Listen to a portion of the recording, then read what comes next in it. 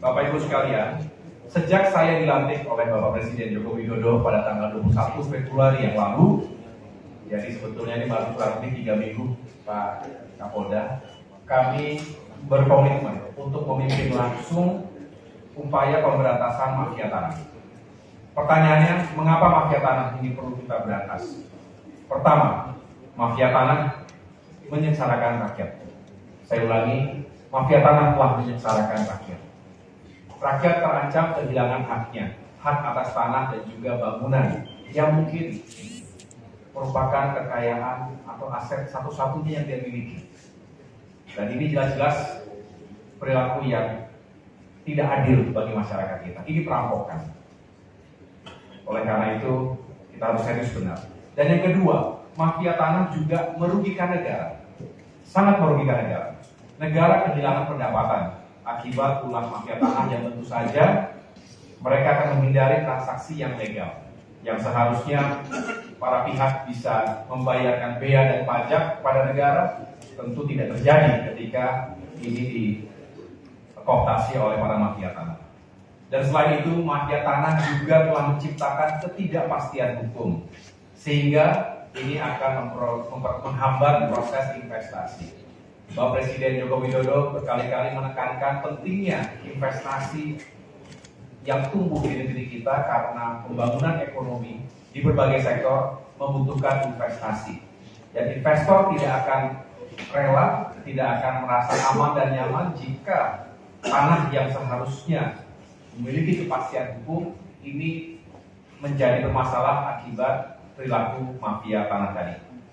Kemudian untuk mewujudkan komitmen itu semua, tentu Kementerian ATR BPN tidak bisa sendirian. Itulah mengapa sejak awal beberapa hari setelah dilantik kami melakukan silaturahmi sekaligus juga koordinasi dan segera menentukan agenda-agenda kerjasama dengan jajaran di Mabes Polri. Bahkan Bapak Kapolri langsung, Bapak Jenderal Listio Sigit langsung menerima kami dengan jajarannya ketika itu dan sepakat bahwa kita akan sama-sama serius menangani mafia tanah ini. Begitu pula dengan Bapak Jaksa Agung dan jajaran Jaksa Agung Muda, ketika itu ada 14 Jaksa Agung Muda menerima kami dengan baik di Jakarta dan tentunya sama-sama kita ingin mengokohkan komitmen untuk memberantas mafia tanah ini.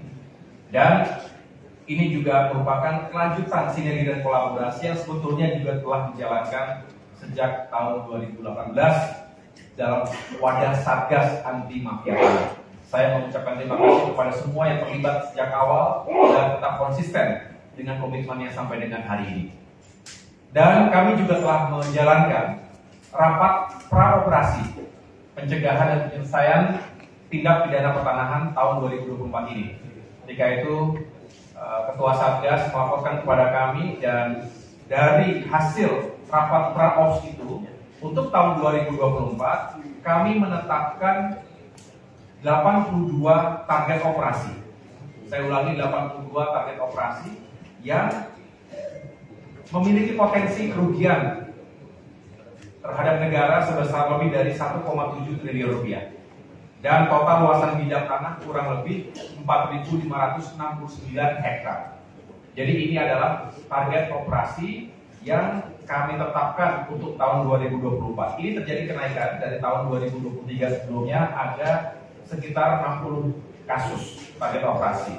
Dan angka 82 tadi juga masih mungkin bertambah sesuai dengan perkembangan di lapangan jika memang ada hasil pendalaman yang bisa kami jadikan sebagai penambahan jumlah target operasi. Download Tribun X sekarang, menghadirkan lokal menjadi Indonesia.